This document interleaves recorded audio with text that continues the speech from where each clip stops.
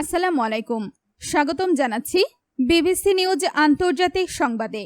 শুরুতেই সংবাদ শিরোনাম, এরপর বিস্তারিত। ভারতের সবচেয়ে শক্তিশালী ভোটার ব্লক হতে চলেছে জেনজি। ফের আন্দোলনের আলটিমেটাম সিজেপির। ভারত সীমান্তে 11টি J-20 মাইটি ড্রাগন যুদ্ধবিমান মোতায়েন করেছে চীন। সৌদি আরবের তেল অবকাঠামোয় হুতিদের ড্রোন হামলা। দর্শক, এতক্ষণ শুনছিলেন সংবাদ শিরোনাম, এখন বিস্তারিত।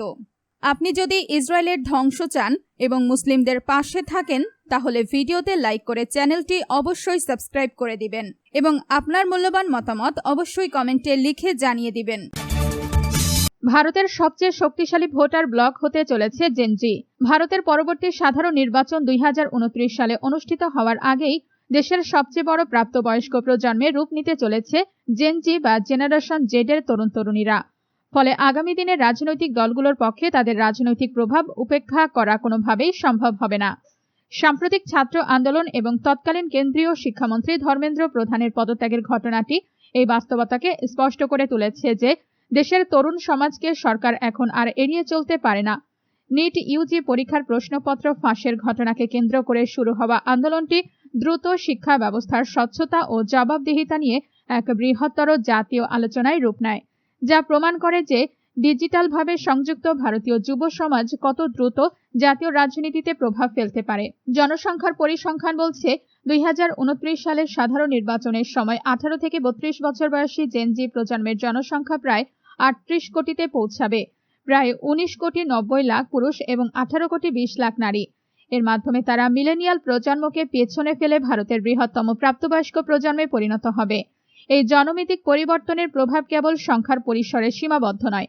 জেনজি প্রজন্ম দেশের বৃহত্তম ছাত্র সমাজ, প্রথমবার ভোটদাতা ভোটার এবং কর্মজীবনের শুরুতে থাকা পেশাজীবীদের প্রতিনিধিত্ব করবে।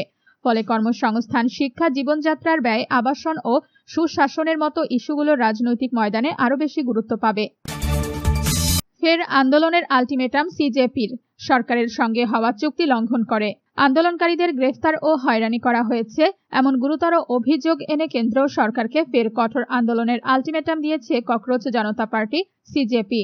সোমবার 27 জুলাই আয়োজিত এক যৌথ সংবাদ সম্মেলনে সিজেপির মুখপাত্র আশুতোষ রঙ্কা ও সৌরভ দাস এবং স্বতন্ত্র রাজ্যসভা সাংসদ ও সিনিয়র আইনজীবী কপিল সিবল উপস্থিত থেকে এই উদ্বেগের কথা জানান। একই সঙ্গে আন্দোলনের সময়কার ডিজিটাল প্রমাণ সুরক্ষিত রাখতে এবং আইনি সহায়তা দিতে সাক্ষী নামের একটি নতুন ওয়েবসাইট ও অ্যাপ উন্মোচন করা হয়। সংবাদ সম্মেলনে সৌরভ দাস জানান, 36 দিনব্যাপী আন্দোলন প্রত্যাহারের পরও ভবিষ্যতে সরকার আন্দোলনকারীদের লক্ষ্যবস্তু বানাতে পারে এমন আশঙ্কা থেকেই তারা শুরু থেকেই আইনজীবী কপিল সিবলের আইনি পরামর্শ নিয়েছিলেন। তিনি বলেন, অতীতে বড় ধরনের অন্যান্য আন্দোলনেও দেখা গেছে যে আন্দোলনের গতি স্তিমিত হয়ে যাওয়ার পর এককভাবে ব্যক্তিদের মিথ্যা মামলায় ফাঁসানো হয়। ভারত সীমান্তে 11টি J-20 মাইটি ড্রাগন যুদ্ধবিমান মোতায়েন করেছে চীন।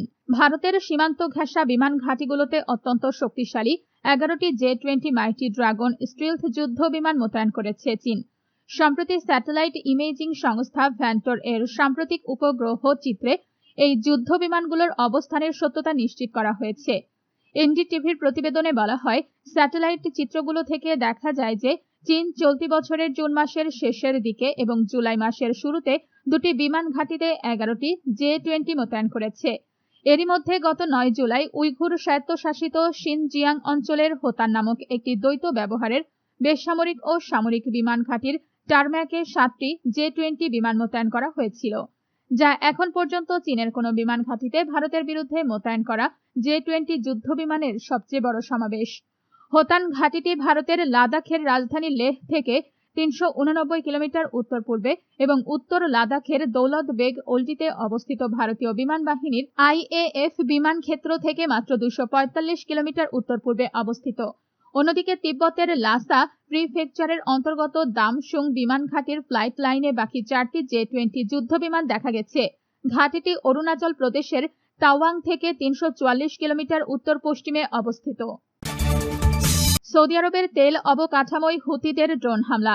ইয়েমেনের ইরান সমর্থিত হুতি আন্দোলন সৌদি আরবের পূর্বাঞ্চলকে লোহিত সাগরের ইয়ানবু শহরের সঙ্গে সংযুক্তকারী বেশ কয়েকটি সংবেদনশীল অপরিশোধিত তেল সরবরাহ ও পরিবহন সাইটে ড্রোন হামলা চালানোর দাবি করেছে। গোষ্ঠীটির সামরিক মুখপাত্র ইয়াহিয়া সারি জানিয়েছেন, সৌদি আরবের ড্রোন ইয়েমেনের আকাশসীমা লঙ্ঘন করার প্রতিক্রিয়ায় এই পদক্ষেপ নেওয়া হয়েছে। তিনি বলেন, তারা ড্রোন ব্যবহার করে পূর্ব সৌদি আরব থেকে ইয়ানবু পর্যন্ত অপরিশোধিত তেল সরবরাহ ও পরিবহনের সাথে সম্পর্কিত বেশ কিছু সংবেদনশীল সাইট ও পয়েন্ট লক্ষ্য করে হামলা চালিয়েছে। তবে এই হামলার বিষয়ে সৌদি আরবের পক্ষ থেকে তাৎক্ষণিকভাবে কোনো নিশ্চিতকরণ পাওয়া যায়নি এবং এতে কোনো ধরনের ক্ষয়ক্ষতি বা হতাহতের কোনো প্রতিবেদনও প্রকাশ করা হয়নি।